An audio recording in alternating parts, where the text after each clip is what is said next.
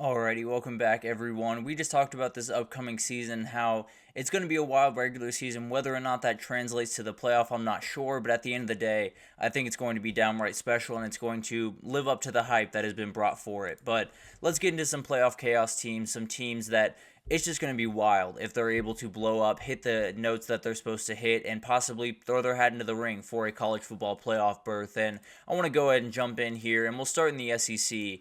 I want to talk about Texas A&M because I think a lot of people have laughed off this idea that Texas A&M is capable of throwing their hat into the ring. I think a lot of people saw what happened during the Jimbo Fisher era and have kind of just written them off as a team that you'll hear a lot about but won't end up delivering at the end of the day. I think the thing about that is the whole philosophy around Jimbo Fisher was just wrong, in my opinion. I think he had a really talented roster. I think he had a number of things in place. And last year, although there were injuries, I think he had a quarterback that could be very, very dangerous. Nothing really came into play because the offensive scheme was not where it needed to be, because everything behind the scenes seemed to be a little bit all over the place and not where it needed to be by any means. And you're going into a year where, yes, there was a lot of changes. Mike Elko coming in, a number of different things that could throw you off kilter. You also have, in my estimation, one of the most talented quarterbacks in the country. If Connor Wegman can hit the notes that he wasn't able to do a year ago because of injuries and a number of different things, this team is going to be dangerous. And there is a world where they walk into that Texas game in the last week of the season, and maybe they're not, in the SEC title, but they're a 8-3 team. And if they win that game, they put themselves in a really good spot to possibly be an at-large bid. And if that's the case, that place is going to be on absolute fire. And I think that's a game that could be huge for this playoff race. So overall, I think A&M is a team that I understand people are talking about them, but it's kind of in hushed whispers. I think it could be a little bit louder. There's a very good team, and I think they're going to be really dangerous this upcoming year. Moving on to Florida, I think we can't have a conversation about chaos teams without including Florida, if I'm being totally honest. When you play a schedule like that, they don't even have to go 9-3 to be a team that screws up the playoff in all types of ways. They play Georgia, they play Tennessee, they play Florida State at the end of the year. There are so many different opportunities for them to maybe not throw their hat into the ring, but absolutely to screw it up for someone else. And frankly, say they win the first 3 games of the year. They beat Miami, they dominate Samford, and they beat A&M at home.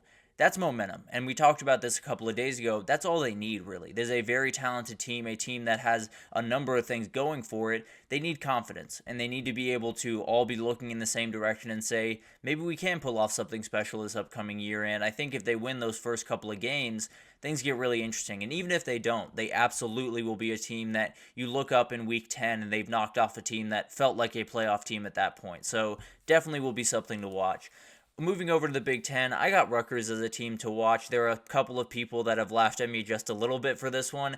They're going to pose problems for every single team that they play. They have every single ability that you want them to have, especially in the Big Ten where physicality is the currency. That is the way that you win football games, is being able to run in between the tackles, being able to push people off the ball. And Rutgers can do both of those things. They have one of the best running backs in the country, Kyle Mondegai. The schedule is very manageable when you're talking about a Big Ten schedule. So I would be surprised if they didn't get to 8 wins, if I'm being totally honest. And 9 wins is very much in reach. And at that point, some things could get pretty interesting for Rutgers this upcoming year. So I don't know if they're going to make the playoff. I don't know if they're really going to compete for the playoff.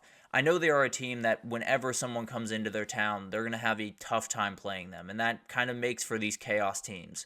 USC is a team that a lot of people are looking at a very different way than I am. And it makes me a little bit nervous, I won't lie to you. But at the end of the day, I think this defense doesn't have to come nearly as far as some people think it does. I think some people are under the impression that they have to make it up to top 40, top 50 in the country. And they probably do have to do that in the future to win a national title. I'm not necessarily saying they're going to win a national title by any means, but they don't have to do too much. You have Miller Moss. You have a wide receiver core that I think is one of the best in the country. You have Lincoln Riley calling plays, which is the most important. So you're going to score. That's not going to be an issue. You just need a defense that's going to put the ball in their hands. You just need a defense that's going to take the ball away a couple of times. And they have a number of chances to make some noise this upcoming year where Penn State comes to them. Notre Dame comes to LA. LSU is a game that's in Las Vegas. They have to travel all the way over there for it.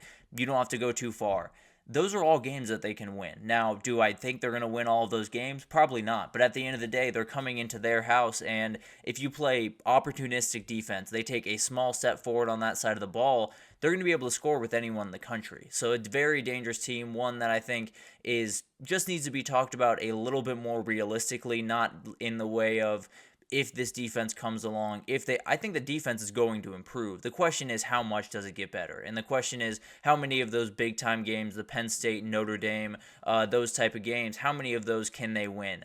Frankly, I think it might be on the lower side, but at the end of the day, when you have that pop potential on the offensive side of the ball, it's hard for me to sit here and say they can't make some noise in the playoff race. Over to the ACC, I got NC State being my number one team. We've talked about this team a lot, and frankly, I would love to talk about them more. They are so much fun as we head into this year, and I think the guy on the screen, Kevin Concepcion, is a huge reason for that. But they have two games on their schedule that are against ranked teams. They play Tennessee in week 2. They play Clemson a little bit later in the year, so it's not the craziest schedule by any means. Now, they do have to go to Georgia Tech. They have to play at Cal. They have to play Syracuse, go to UNC. There are some games that definitely could pose problems, but they should win all of those games, and that could put them at a 10-2 record. And frankly, that Tennessee game in week 2 is one of the more important that we're not talking about for some reason. We have to be able to put a little bit more energy into this one because those are two ranked teams, and those are two teams that have every chance to win their conference. But they might just need that one in week 2 to get a little bit of momentum going, get a little juice going in their veins, and definitely let this season fall into place the way they want. But if NC State is able to walk into Charlotte and somehow get that win over Tennessee, they could be on their way to an 11-1 season and easily an ACC title berth. So very, very, very interesting team to watch, and I think, frankly, one of the most explosive offensive teams that you'll see this entire year. So cannot wait for them. Georgia Tech is another team I want to talk about out of this conference because they are firmly in the Florida boat. The schedule is an absolute nightmare, and if somehow, some way they find themselves in 9-3, they got to be in the field. Frankly, I don't think they're finding their way to 9-3, but overall, they are another team like Florida that they don't have to go 9-3. They could easily go 7-5 and still cause problems for the playoff picture, where they play they play Florida State in 10 days in Ireland. That's a game where if they leave with a win, Florida State's season just got a lot more confusing and a lot more sketchy. They go to Syracuse, they play Louisville, they play UNC, they go to Virginia Tech. All those games they likely will not be favored in. Maybe they'll be favored against Syracuse, but definitely will be one to watch. I think overall, this is a team that can win all of those games. And frankly, if they do, then you're looking at a team that has gone on the road to Blacksburg and gotten a huge win, has gone on the road to Louisville and gotten a huge win, and you're putting yourself in a position where maybe you're not going to be in the playoff picture, maybe you're not going to make a ton of noise, but every single year you're getting a little bit better, and you're setting yourself up for a 2025 where you might just be a team that they're not looking at, a very dark horse to win the conference. You're looking at one of the top teams in the conference as you head into the year. So definitely will be a crazy year. Obviously, you have UGA, you have Miami coming to you, you have NC State in ATL and Notre Dame in ATL. So a number of games that are going to be a problem. I'm not acting like this Georgia Tech team is going to run the table and make it to the playoff by any means, but they could easily beat a Miami team. They could easily beat an NC State team. They could beat a Notre Dame team at home, and that could cause problems for just about everyone in that group. And they only lost to Georgia by 8 points last year. Now, I tend to believe it's going to go the opposite direction this upcoming year, but they're a team that can cause problems, that's for sure, and I definitely think they're a team that's going to be just so much fun to watch this year. Colorado has to be on this list, frankly. I don't think there's any list of chaos teams in the playoff race without having them on the list. When you have someone like Shedeur Sanders on your team, you can do a lot of really special things. He's one of the best quarterbacks in the country. I believe I had him ranked at number 4. I think I might have him right around that range right about now. So a very, very talented guy. Obviously, a lot of transition here. There's no question about it. But let's say the line of scrimmage play gets 50% better. They give up half the sacks they did a year ago, which frankly might be a little bit lofty. But at the end of the day, let's just say like they can do that.